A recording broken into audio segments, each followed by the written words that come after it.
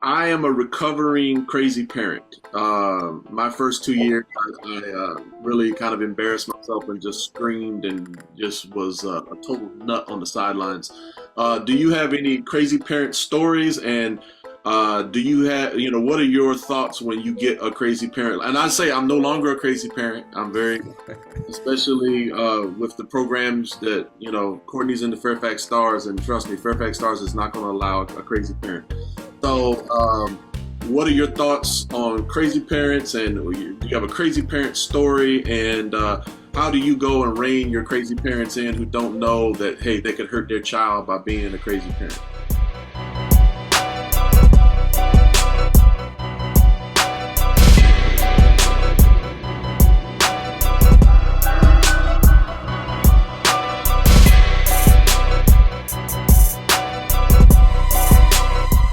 Welcome everyone to For the Love of the Game. We are so many podcasts deep in now. I don't even know how many podcasts we have in. We're just going to keep it rolling. We want to thank Coach Greg Willis and Coach Damien Harris for coming on the show today. We want to thank you all. We want to welcome you all. We want you all to know that for at least the next hour, our house is your house. We're going to go and start with Coach Greg Willis. If you could introduce yourself and let us know what programs you represent. And a big question that we like to ask everyone is, how did you fall in love with basketball? All right. Well, thanks for having me first. It's great to be here. I'm at Rocket Sports in terms of AAU travel basketball. I'm also the girls varsity coach at Powhatan High School in Powhatan. I've one season under my belt there, so that's my programs where I'm at right now. You woke up this morning. It is a gift that you woke up this morning in such a way that you can come out here and use your body and use your mind to play basketball, right? So we're going to honor that gift, and we're going to give 100%. We're going to give all our effort out here.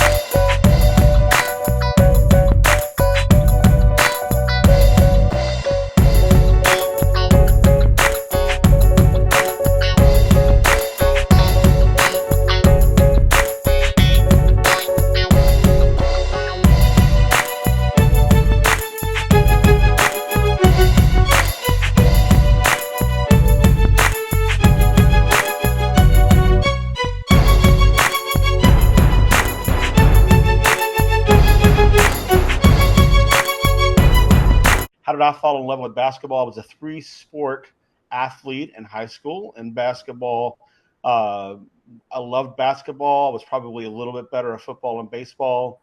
At some point, I got into officiating high school basketball. I got into years ago coaching rec basketball. I got into running rec programs. And then I was encouraged to start coaching girls basketball. Just they thought my approach and rapport would be good. And I fell in love with coaching basketball by starting with a group of rec girls that turned into an independent AAU club. And I never thought I would love coaching basketball as much as I did, but that's been a number of years ago. And my love for the game has existed since I was young, but it really exploded when I started coaching, get involved with kids, and kids sort of just, I saw the light come on with them. And when that happens, that's a really special thing to be a part of. And that caused a fire to kind of start burning inside of me. Okay. Well, I can say both my kids love your coaching as well, so I can vouch for you on that. They always talk so highly of you. Now, what part of the country did you start? I'm from Georgia originally, so yep. Okay. Georgia, yep. Is that where the youth program started, No, or? it was actually in Richmond. I moved to Richmond in 2007, so I've been in Richmond for about 18 years. So, yep. Okay. Awesome, awesome. And Coach Damian Harris, how did you fall in love with basketball? And tell us about your program. Hey, what's up, bro? Thanks for having me. Yeah, I got a program from out here in Charlottesville, Virginia, named Blessed Beyond Basketball.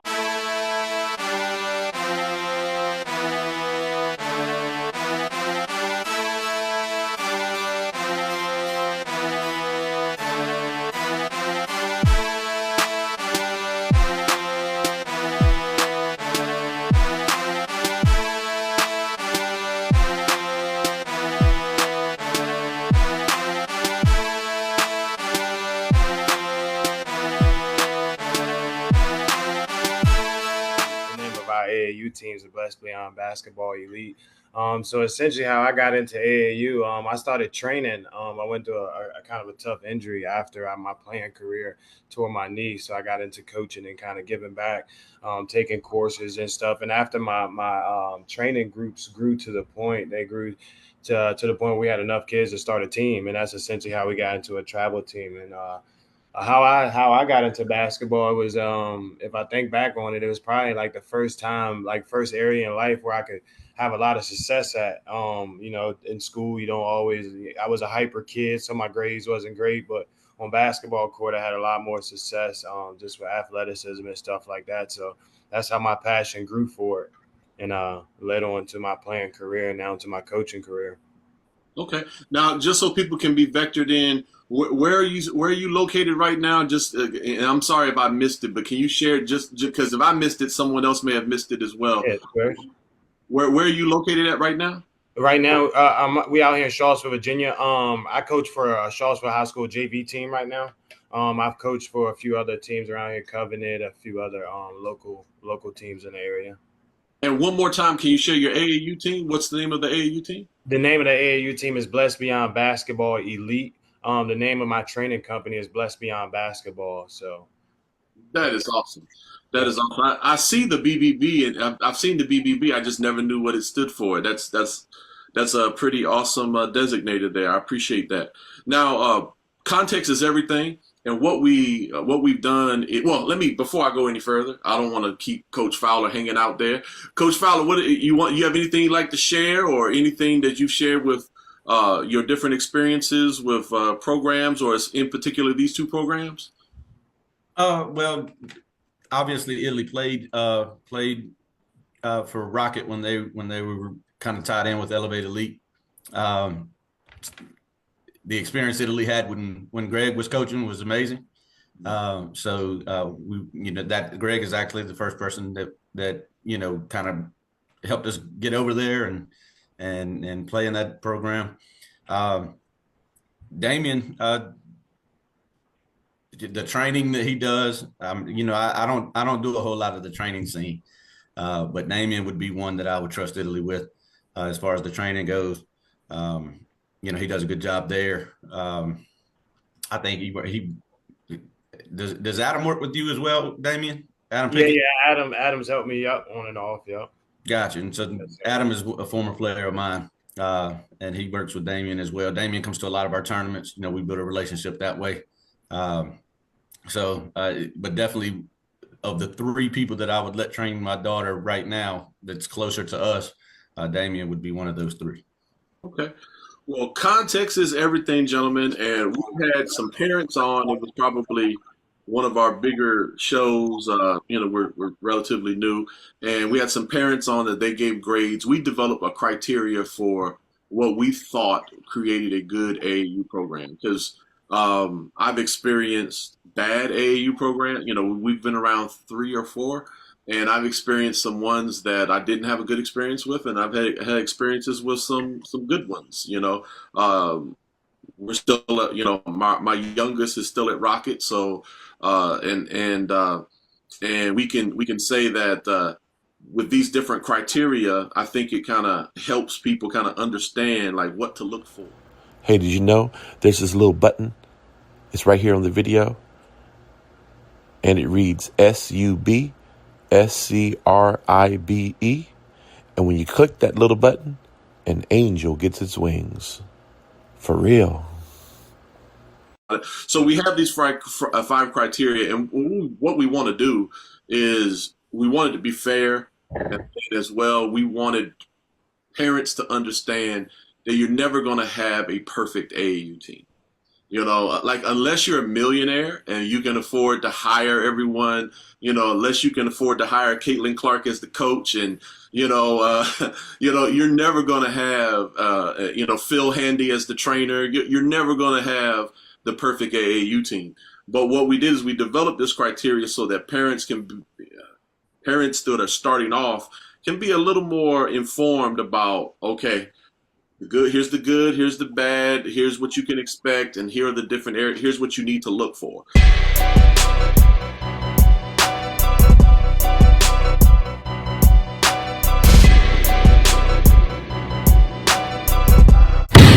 tune in, like, and subscribe for the love of the game with Tony and David.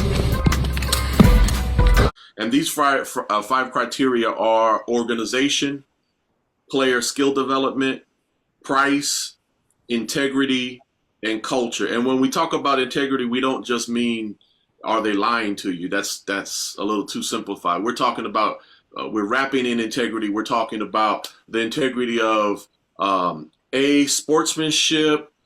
Yes, how honest are you with the parents? But then also we're talking about as well, do you play the whole daddy-daughter ball or mommy-daughter ball game? And then also culture. I guess we're going to switch it up because Coach Damien Harris is I think he's the one in charge of his organization. Coach Harris, what do you grade yourself with your organization? What is your strong point and what is your undeveloped area? And then one last question in this particular portion is, do you agree with the overall criteria? What are your thoughts on those criteria? Yeah, I like the grading scale. I like the idea of it. It sounds great. It sounds like a great breakdown of what you want to look for in an AAU team. Usually those are the questions that you get from parents. Usually not all five of them together. It's hard for them to think of all of them, but usually you'll get one or two of them. I would say my strongest or our strongest, because I do have my friend over here, Maury, that's been helping me on the boys' side this year. Our strongest would be development. We both played in high school. We both played college, and we both played some professional ball. So we know kind of the detail that it takes. And we both was smaller guards, so it was a lot of work, just a lot of like training, a lot of skill work, skill development. So we understand that part of the game that goes into it. I think so. That is probably one of our stronger outside of it. One of our weaker or not so strong, rather not so much weak, but we don't really have a trouble. Can you give me the other three or the other four rather? I'm sorry. No problem. It's organization. Like when I speak about organization, we're talking about, do the parents get the information that they need to get? Do jerseys arrive on time? Do they? Is the way we approach programs, is it organized? Tournaments, is it organized? Are people where they're supposed to be when you say they're going to be there? That's what we mean by organization. Okay. Yeah. See, that was a part that we struggled on, was more or less that there was we came out with a great plan and a great idea coming into the season. And that's what I loved about having being a director and owning a program, because we could have a little bit of flexibility. It did hinder us as the season went on with players not being so bought in. Players wanting to play for multiple teams, parents as well. We tried to keep a very open door policy about the budget. We kept practices open for parents to see. So some parents is getting upset about the other numbers that we was having. So I think that's the part we struggled in. So it would come down to the point where we would think that we were going to tournaments. And usually when you come into a season, you'll want to pay for at least a month out for your tournaments or 2 months out. We would do that, and then sometime it would get us in trouble because we'll get to the tournament. We only got 6 players now because somebody's on vacation and somebody's doing track, and then so I would say with us being a smaller organization, that's what we struggle with on our end. Okay, I will say to Coach Fowler, I think we're seeing a trend here where a lot of times when you trust me, Coach Damien, please don't take this the wrong. But I'm seeing people who are the people who are highly skilled at developing players. So a lot of times so far in our interviews, they have to work on the organization thing. Like they're still developing, and they will admit it themselves. They have to work on the organization. And then sometimes you have people who are really strong on the organization that may not be a strong point regarding the player development. So I'm seeing a little bit of a trend here. Coach Willis or Coach Greg, I don't know how to approach you with this one because you're not really the head of Rocket, and also the reason why it's tough for you is because Rocket is so huge where everyone can have a different experience with Rocket depending on the angle that you're dealing with. So I'll be honest with you, Coach, like I had to grade Courtney's experience, totally different than I had to grade Nadia's experience, just because it can drastically change depending on like who you're dealing with or what angle you're dealing with. So I guess I'll just ask you, what are your thoughts about the criteria, and how do you think that this can, this overall, these AAU programs can improve someone like yourself who's seasoned, who's been at it a while? If there's a young director here that's listening, how do you think that they can? What advice would you give them to develop a better program? Well, so you're alluding to, I was a director at Rocket up until last year. And actually, starting this year, I'm going to be a high school director. So I'm back in a director role starting this year. And so that's been decided. People know about that. I'd probably be a social media announcement coming about that. But the criteria you guys laid out, I think, are great. If I look at my past, not just with Rocket, but before I brought my program into Rocket, and give you the 30-second story on how that happened, is I developed my own independent program. So I've been there where it's nonprofit, and I'm doing everything on my own. And then I went from 25 kids to 80 kids in a few months. And I went through trying to use schools and whatever I could find to get gym space to being a Rocket. What happened was, during COVID, the schools locked everybody out, and my girls had nowhere to go. All of my girls, I had 60, 70 girls by then. And the only place we could get in, and we didn't know how long we wouldn't be able to get in the schools. And so Rocket invited us to bring a program there and put our girls program there. And that's how we ended up at Rocket. So I've been on both sides, this independent nonprofit, doing everything I can to make it as affordable as I can. And then being on the other side where we've got a fixed facility, but it's expensive and it kind of drives the player fees up. I've been on both. I would say, if I reflect back to when I first started, I tend to be a very organized person. Where I'm working corporate finance, and my communication skills, usually the feedback I get is I'm stronger on organization, and my strength is not player development, unless we're talking about foundational skills for young players in like group settings, whatever. But I would say, if I reflect back, is build a team that will support you, and don't be afraid to delegate and ask people to help you where they are strong and you're not. When I started, I felt like I had to be good at everything, and I was apologetic about asking anyone to do anything. And what I learned along the way was, there were a lot of people who were good at things I wasn't good at, who wanted to help and wanted to be asked to help. And I see a lot of young directors try to take everything on themselves, and not in a controlling way, but in a sense of responsibility way, try to do everything themselves. So that's the one piece of feedback I would, if I could travel back years and give myself advice, or give the same advice to a young director today, that's what the advice I would give them. Don't forget to like and subscribe for the love of the game. That's awesome. Any comments, Coach Fowler, on that? No, I think I agree with that. And I mean, when he says, not in a controlling way, I'm very much like that.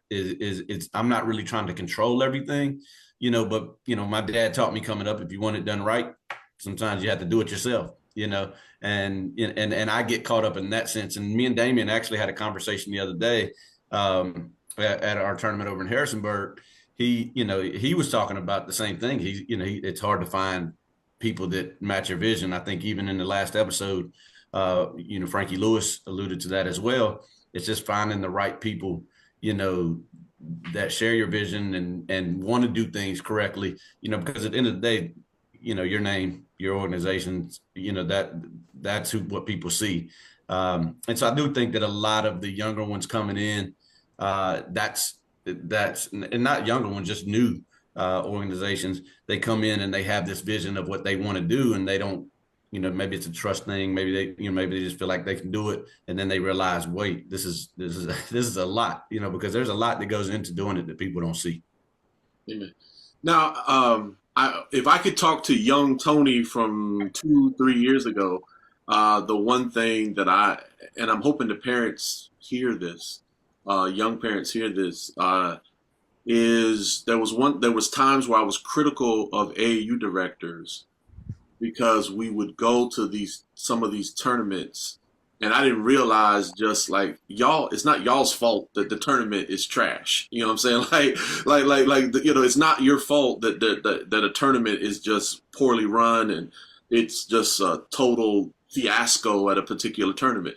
And I didn't know that when I first started off. So then I was just like, I would sometimes be looking at my wife like, what the heck are we getting ourselves? What kind of mess is this?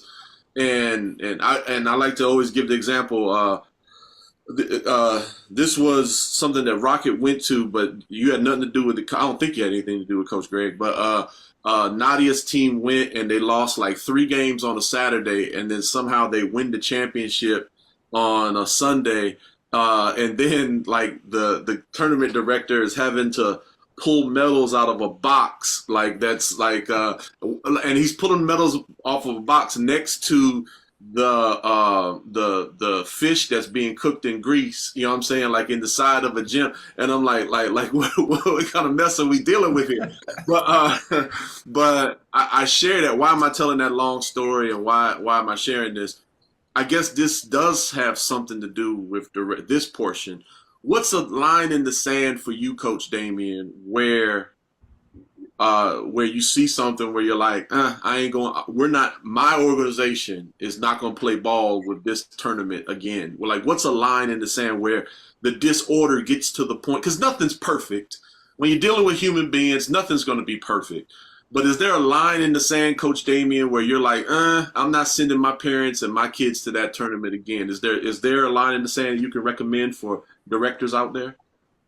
Yeah, I think mine more or less is well, now I've built a pretty good bond of directors and trusting them. I always go pay attention to the details and kind of the discipline. If I got a director that's sending me out emails like, hey, I see you signed up for I get those in advance. Like David's real good with that. You already know a week ahead of time, 2 weeks ahead of time, what day to expect, everything. You kind of know. You can kind of get a good feeling. You can kind of see how they're promoted. Kind of just pay attention to the details. I've been to tournaments and we went there and we've been the only team. And then I got asked at the tournament, would you want to join another group of the age above you and stuff like that? And those do kind of suck, especially as a director with those parents out there when they looking at you and they know that they paid a certain amount for these tournaments. So I try to really avoid that a lot, which has been great knowing David and a few other local directors, especially with my younger teams, because there's no need for us to really travel too far with them. With the older teams, you kind of got to be trusting and kind of go for it sucks, but it's kind of like clothes. You kind of got to go for the name brand. We went to some made hoops. We went to some like a few big shots that was kind of disciplined and a few that wasn't. So those are kind of hit or miss, but you go to some of the bigger ones and you kind of know going into it. I mean, and you can expect it from the price. We went to tournaments this year where we paid $700 to come into it. So when you pay something like that, you kind of you expect a certain bit of detail. Amen. And Coach Fowler, I forgot to mention this to you before we go back to Coach Greg.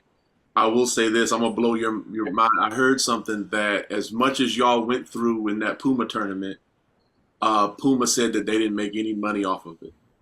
There ain't no way, man. I paid $99 a person to get in there, man. $99 a person. There ain't no way and that place was loaded.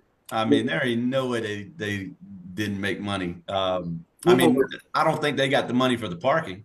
Well, Puma has been telling some of the directors that the city of Orlando pretty much took all the money and they didn't make any money. So that's their story. So Coach David had a rough time in Puma where he had to wait in a 4-hour line.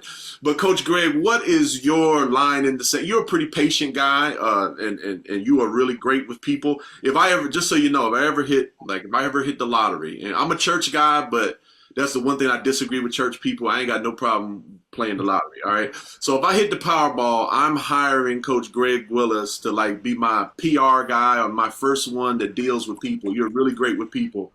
But my question is, when's there's the line in the sand as a director, like I'm not putting up with this crap anymore regarding these tournaments? What's the telltale sign? Well, I'm very reluctant to send teams to new tournaments, and I learned the hard way.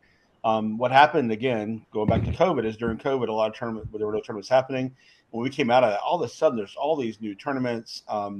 On the girls' side, you see a lot of tournaments advertised, boys and girls, but you've never really heard of them having enough teams. So we're pretty careful about putting teams in tournaments where we're not familiar.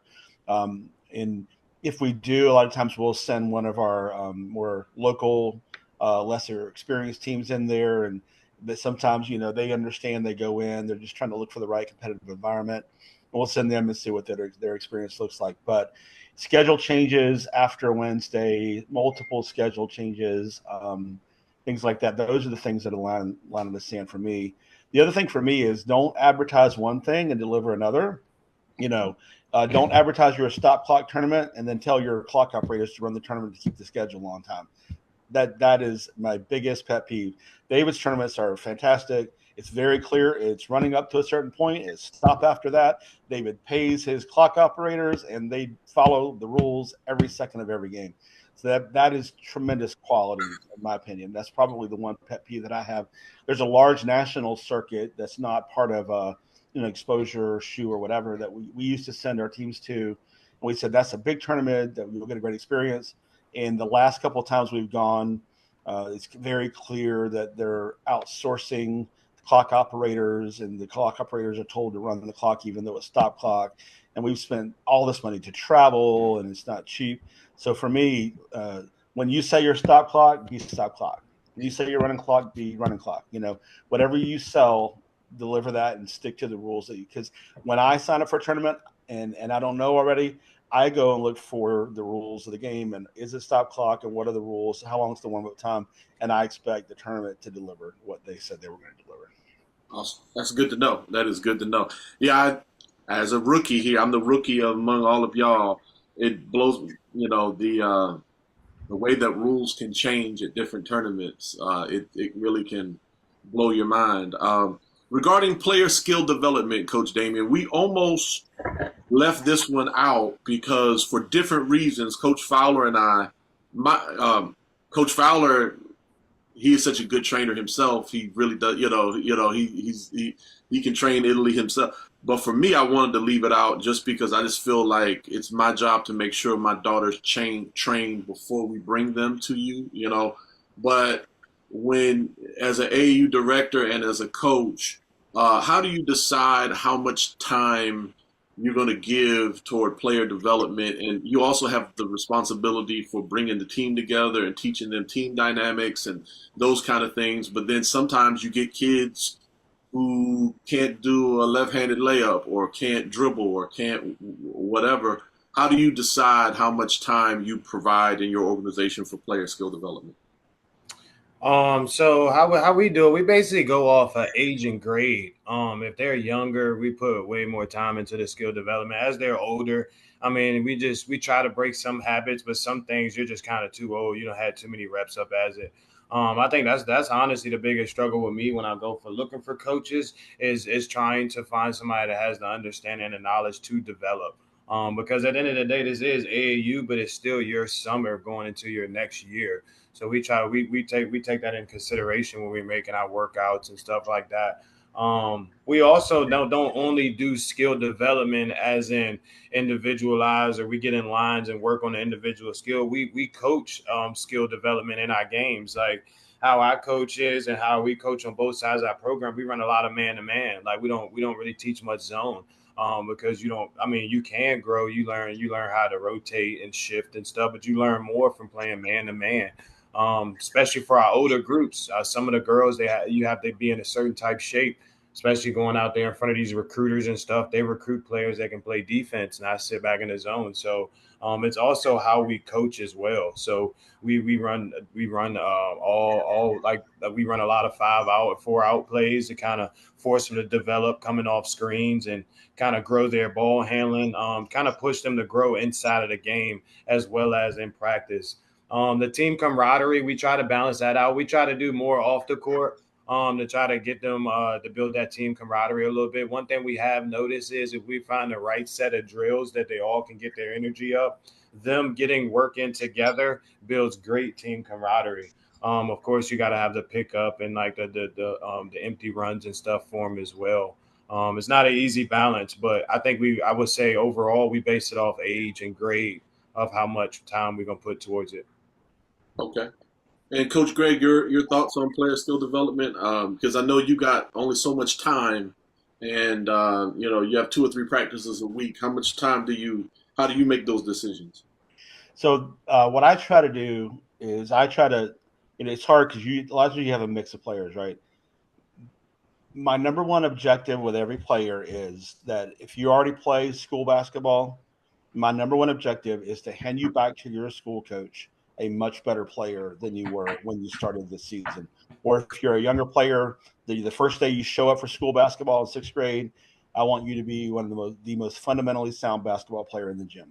So when girls come in and it's March and middle school's over or high school season's over, whatever, I try to look at, okay, what do I need to do with this kid to make sure I hand them back to their coach, an improved player, a different player than they were this past year. Sometimes that's skill development. If they don't dribble with the right hand, if their footwork's bad, we're going to work on dribbling the right hand footwork. If their shooting mechanics are bad, we're going to work on shooting mechanics.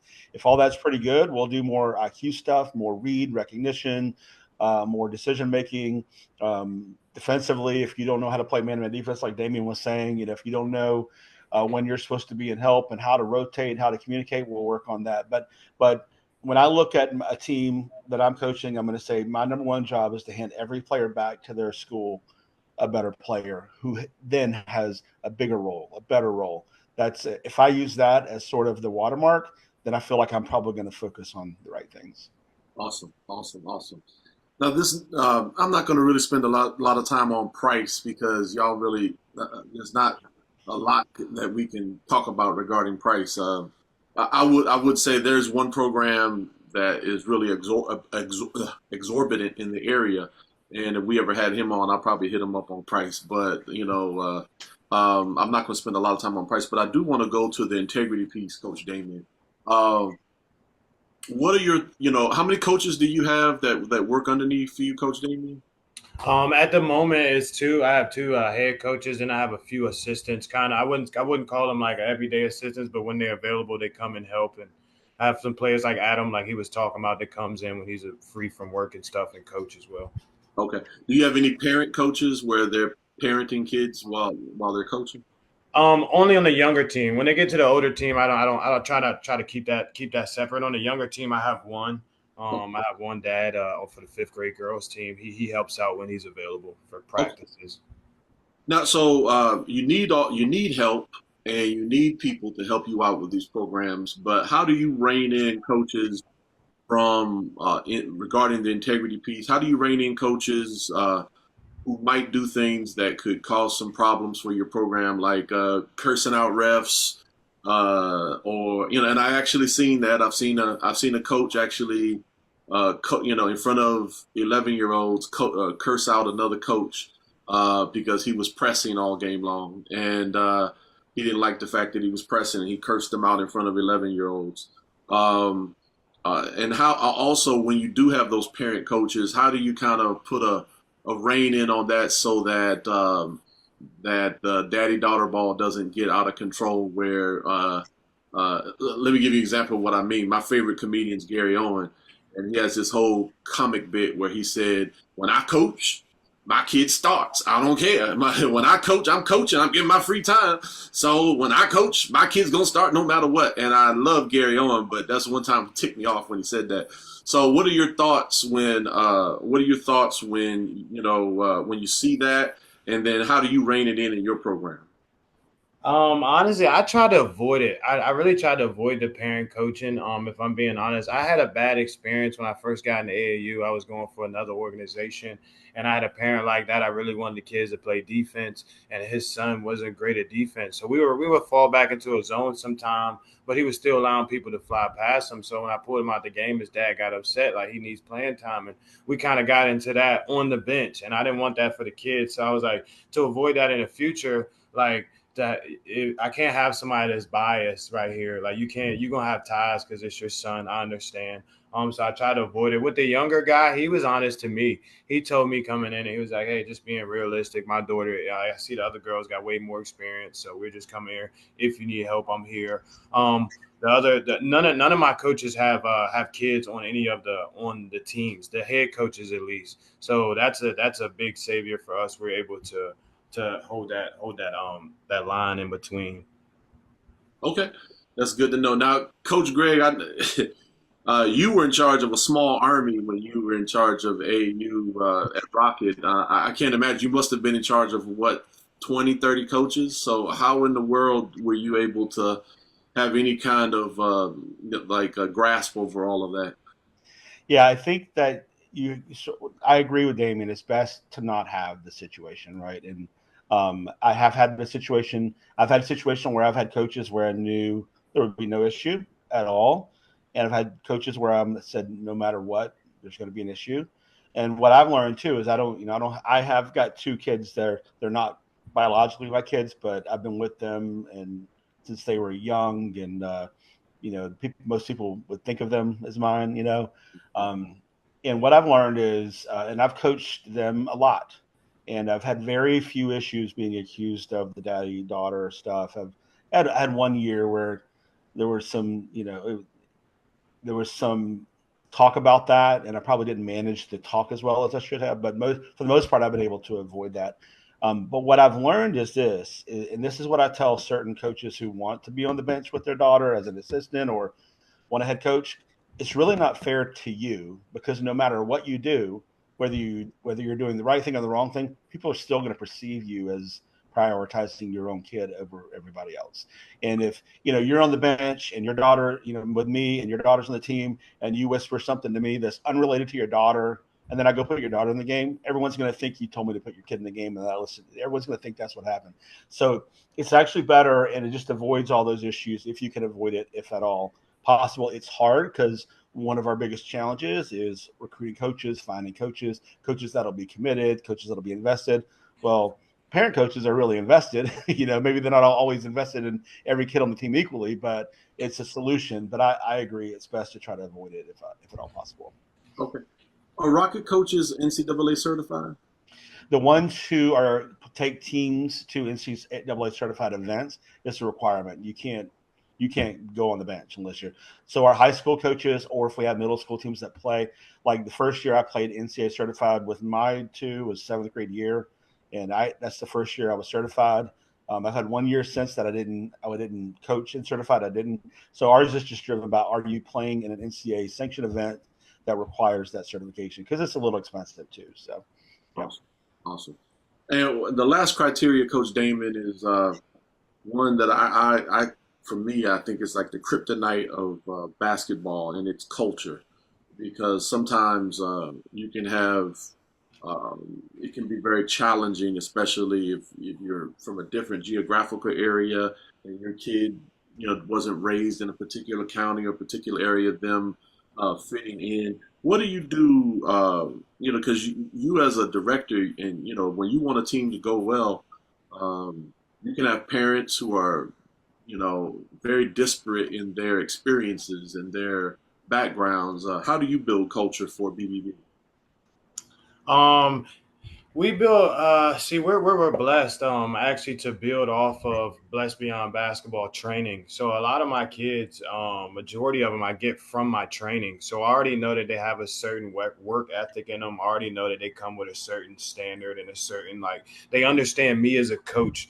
I'm big on details and discipline. I'm very big on that. I mean, sometimes I try to even get down to the minutes in practice. I try to get everything detailed. So they know that. So sometimes, and I let it be known when we have these tryouts and we have these open gyms. I can't say that this program is for everybody. If you don't aspire to one day be a college athlete, then this might not be the program for you. That we're a competitive program. So we try to build that culture just in our training, in our open gyms, in our clinics, and things that we promote. I think that's big. And also how we orchestrate practices, I think is a big thing as well. Is setting that culture behind it. Okay. All right. And Coach Greg, both at the high school and the AAU level, what are your thoughts about developing culture for teams?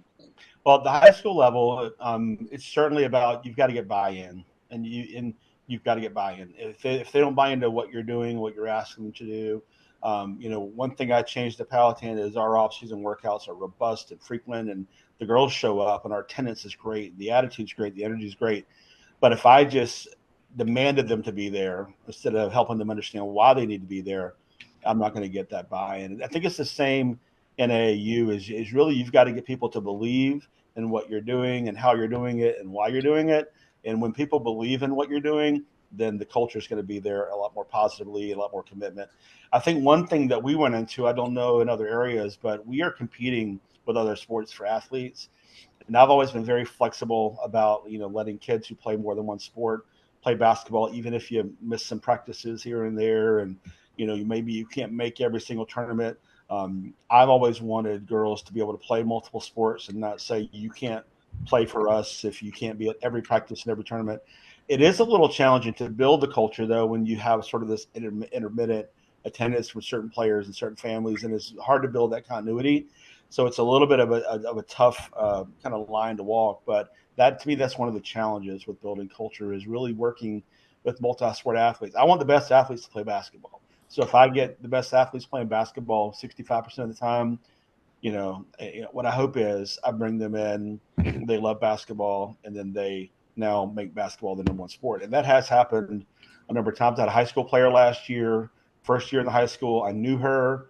Soccer was her number one sport. She wasn't even sure she was going to play high school. Tremendous athlete. She came and played, had a great experience. Came to me and said, I want to play on your AAU team this spring. I was like, well, your soccer schedule is not going to work. And she goes, well, I'm not playing soccer. I'm playing basketball. And so you allow that. You work with them. You meet kids where they are. You take what they're able to give, do as much as you can for them. And sometimes you'll find that they'll actually shift their priorities and make basketball their true love. Amen. Well, we are the greatest sport. We're the sport with no CTE. Go ahead, Coach Fowler. No, I was actually it is the goal at Rocket to have a shared culture. With it being so large, there's so many different teams. Is the goal to have shared culture and like, what do you do? I mean, you're going back into that role now for the high school. Are you just going to try to make sure that the high school has a shared culture, or is it going to try to trickle down? We should try to have a shared culture across the entire program. It's easier said than done. It's certainly an effort we want to make. As I was coming back into this role, the number one thing that I said to our owner, and I said that the high school program has to be a continuation of the middle school program. And if we're not seamless, if we have an attrition rate going from middle school to high school, then we're probably not doing something right.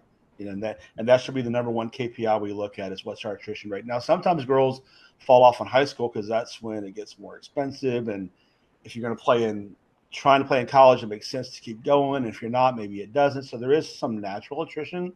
But overall, we see a lot of girls continue because they just want to be good high school players. And they know only playing in the winter is not enough. But yes, we should try to have one culture. Have we been great at that in the past? I would say no. I think we could do a lot better than that. But it is important and it should be a priority. Okay. Hey, Coach Greg, I have another question for you, and maybe someone else has the answer to this as well. Of course, my kids have outsized dreams of what they want to do, but then I always tell myself, if the big dreams don't happen, I think a more realistic dream is if my babies can make D3, right? Yeah. Because then they can get D3 financial assistance and to be able to go. I guess my question is, because you've dealt with a lot of kids that have moved on and everything and have progressed on. When we hear about D3 financial assistance, does it actually cover 4 years of college, or does it, or does the kid walk away in debt regardless? So it's rare for it to cover the full cost of college, right? And the reality is, too, a lot of the D3 schools are private schools and they're more expensive. But there are public universities that are D3. And if a kid has a very strong academic profile and has the basketball talent, the school is able to craft a combination of things that they can offer the kid, wrap it into one where you're not going to walk away with a pile of debt. So I've got one girl that played for me last year. She's going to a public D3 school, and the beauty there is her other offers to private schools after scholarship, academic money, etc. The public school was the starting point before all those benefits. It was equal. Now after those benefits, now she's paying a much more affordable price to be able to go to college. So you can do. It's rare to get it all covered, but you can do very well if you have a strong academic profile and you're a really good player. You could do very well with D3.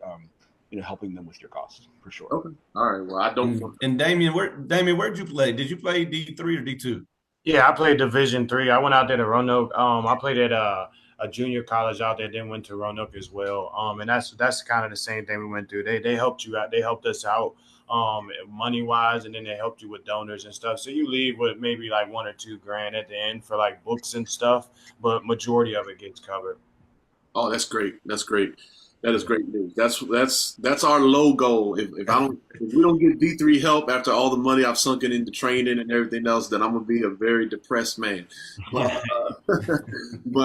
So that's our logo. Courtney and Nadia's goals are outsized. I don't even want to say them out loud because they're global goals. Words have power, man. Speak. Yeah. Just put it into existence. Words have power. But my babies, they're coming for Caitlin. I'll just say that. So I hear you. at least in their minds, But Dad is just very happy if we get D3. Coach Damien, I am a recovering crazy parent. My first 2 years, I really kind of embarrassed myself and just screamed and just was a total nut on the sidelines. Do you have any crazy parent stories? And do you have, what are your thoughts when you get a crazy parent? And I say I'm no longer a crazy parent. I'm very, especially with the programs that, Courtney's in the Fairfax Stars, and trust me, Fairfax Stars is not going to allow a crazy parent. So what are your thoughts on crazy parents, and do you have a crazy parent story? And how do you go and rein your crazy parents in who don't know that, hey, they could hurt their child by being a crazy parent? I have had some crazy parents. At AAU, they follow the rules in the crowd, but not to every extent. So I had one parent that was running up and down the sideline beside the referee. It was the funniest thing ever. And he literally had to stop the game to come and tell me, like, I know she's on your side because she only yells when I call calls on that end of the floor. So could you please tell her stop chasing me up and down the sideline? I was like, yeah, I'll definitely mention it to her. And I tell them, I try to catch it early in the game. But we're fortunate to have that younger team, so I can see some parents. I coach them the same way as the kids and let it be known, like, that looks bad all around. It's also embarrassing to your kid. Like, your kid gets embarrassed by that. I got one girl, last weekend I had a kid that was struggling in a game, and her dad, I know she's better. Her dad knows she's better, so his dad telling her, like, you'll pick it up. And she's just taking it, especially in the girls, especially older girls, they take it as more pressure. So she just played worse and worse. And I told her, I was like, I just had to pull it to the side and was like, hey, listen, like, we all have opinions. Like, you have to go with your opinion though, like, and just kind of let it go. Your parents are upset. That's just passion because they know what you're capable of. They know all the training you've done. So you got to take it as it is. The tough part is the ones on the parents. Because it's not your kid, but you got to go tell the parent, like, hey, could you calm it down a little bit? She's playing worse because of the pressure and the added pressure. Those are some tough conversations. I can't lie. But sometimes it just got to be had because to let it be known, if you want to take that next step, recruiters are recruiting you just as well as your kid. So that's what I try to let it be known to them. Okay. Coach Greg, you saw me at the end of my crazy parent phase, but I was already kind of finishing it out, and I was already kind of getting toward it. And I'll tell y'all what stopped my crazy parent phase. I was studying child psychology or sports psychology, and they said the strongest athletes are the one calmest parents. And it just kind of made me really convicted, because I can't expect Courtney to be calm in the last 30 seconds of a game if her dad is a nut. So that's when I've been trying to calm myself down the last year or so. But what do you do with crazy parents, Coach Greg? And what are your thoughts on how do you handle that as a director reining in a parent who, and do you have any crazy parent stories? Had a few. Most of my parents have been great, all along the way. You always have one here or there. I can remember being in a game where I could see clearly. I pull a girl out of the game until she was really upset. I'm like, tell me what's wrong, and she's like, my dad will not shut up, and all I can do is help her in the moment. And what I say in that moment is the best way to block it out is to just play as hard as you can. If you focus on playing as hard as you can, you're not even going to hear it, and that usually helps. They'll go back in the game, focus on intensity and focus on effort, and usually that helps. Sometimes with parents, you have to remember most of them mean really well. They think they're being supportive and they're helping and all those other things, but sometimes you've got to help a parent understand, like, you got to trust the coaches. Like, you brought her to us and you're paying us to help her, in that role. Try your best. And I end up on the sidelines with my girls sometimes, and when my girls first got in high school, I had a hard time with it, and I had to learn, like, the best thing I can do is just be quiet the whole game, and I wasn't always, but sometimes you have to help a parent understand, like, be on the sidelines, you be a support function, and let us take care of the coaching. It's just going to confuse the kids. Sometimes parents giving direction that's contrary to what we're asking them to do. Just help them understand, like, let us coach, you parent, and I promise you, your kid's gonna be calmer and more focused if that's the case. Amen. If I remember, Coach Damien, you coach. Oh, go ahead, Coach. I can see Coach Fowler has a thought. No, I'm just, you're self-reflecting as I'm listening to them talk about it, because I've been, I've been that guy as well, and so it's I've gotten better at it myself. I just need to fix my body language, because Italy still sees my body language. I don't say as much anymore, but she always looks over, and then if she sees my body language when she does something wrong, that's almost as bad as me saying something. So I got to work on that too, man. But it was just interesting listening to them talk about it, and what they say. Me being in the parent role now, because I know how I would react, and the things I would do in the coaching role, but being in the parent role, just was interesting hearing what they had to say.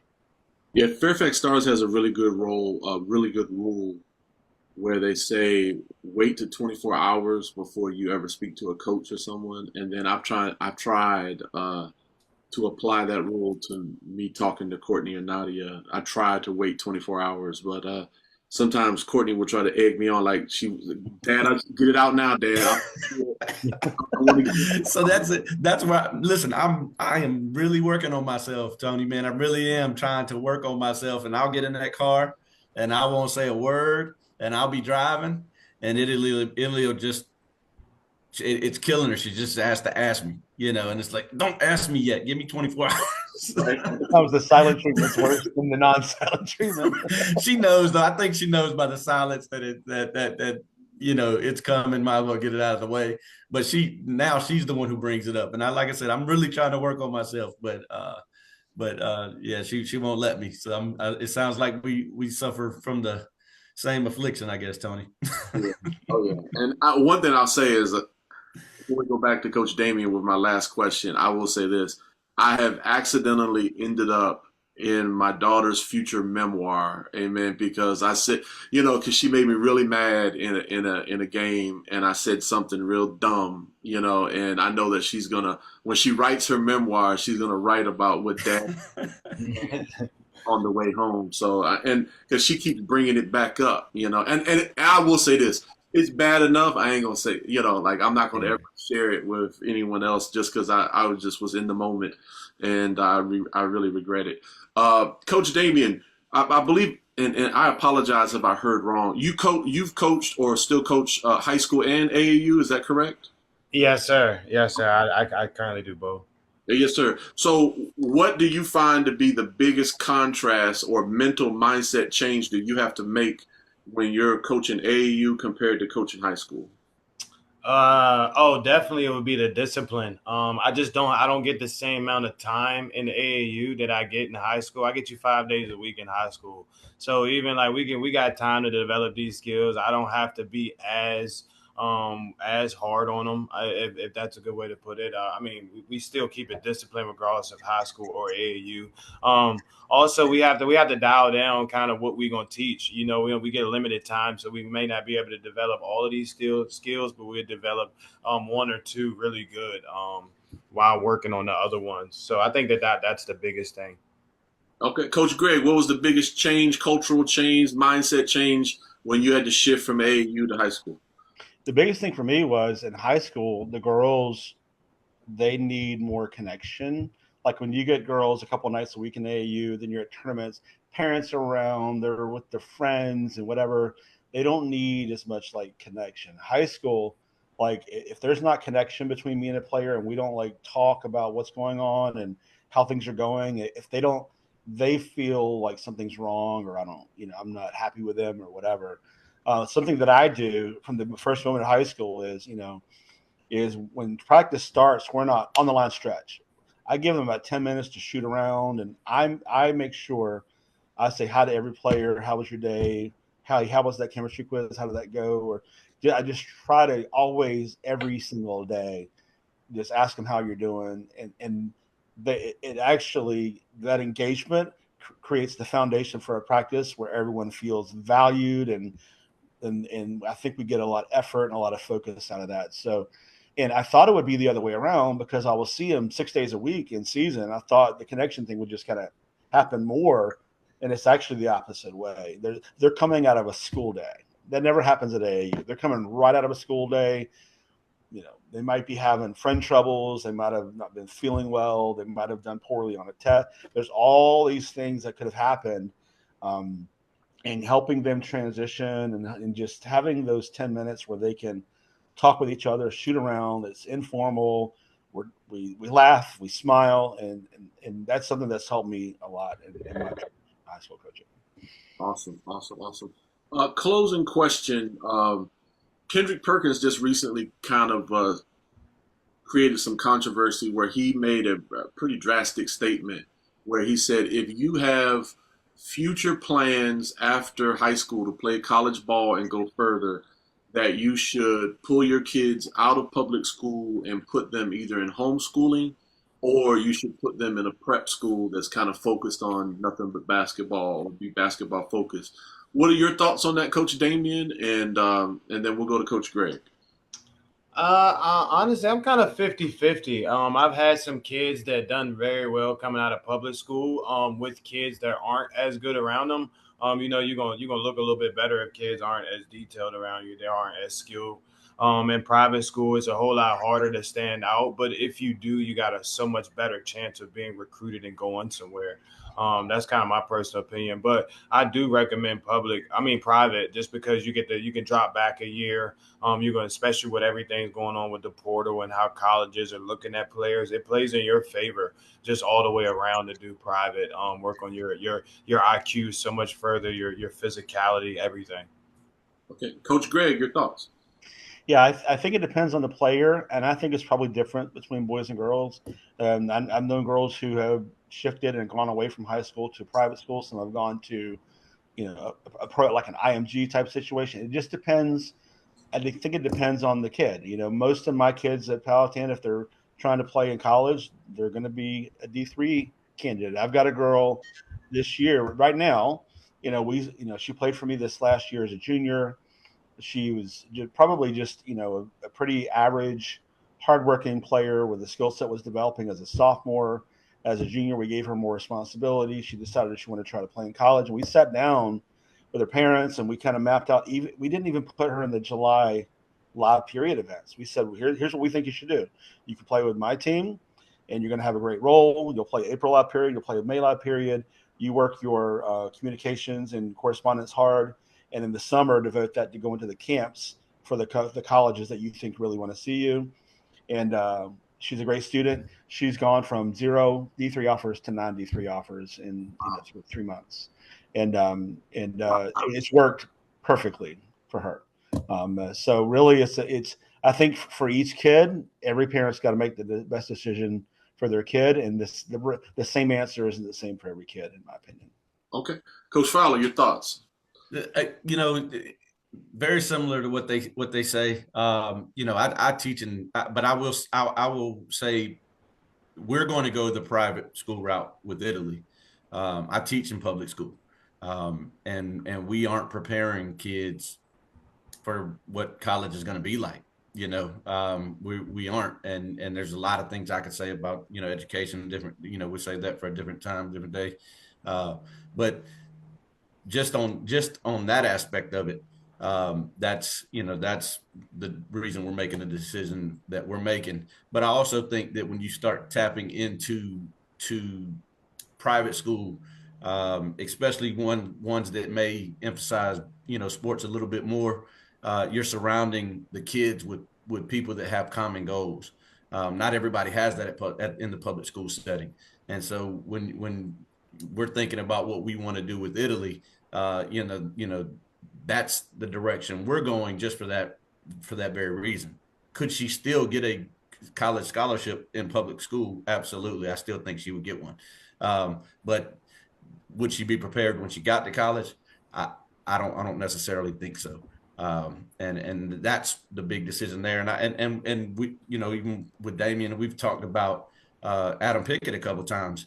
When Adam played for me, he was at Nelson County High School, and I just felt like at that point there was a good opportunity. I had a connection at that time with Stu Better and Montrose Christian, and so we were like, we can't pass up on an opportunity. They wanted him to come up there, go to school there. We were like, we have to make that move, and I felt like at that point for him, the best opportunity was to go play in this basketball powerhouse, basically, of Montrose Christian. They're not the same as they were back then now, since Stu Better retired and whatnot. But, I have pushed kids in the direction of private school for that reason, but it wouldn't be every kid. I mean, again, I think, Greg and Damien, both hit on it. It depends a lot on the kid and the situation. Okay. I can say we've homeschooled Courtney and Nadia. They're 11 and 9, and we've always had a competitive advantage because we had more training time than people who were going to. And for the first time, because I wanted Courtney to play in public school, we tried out this program called Virtual Virginia, where it's like they call it the Power Program or something like that. And I will say, and it's good because it's I don't have to pay $1,800 for the homeschool program. That's great.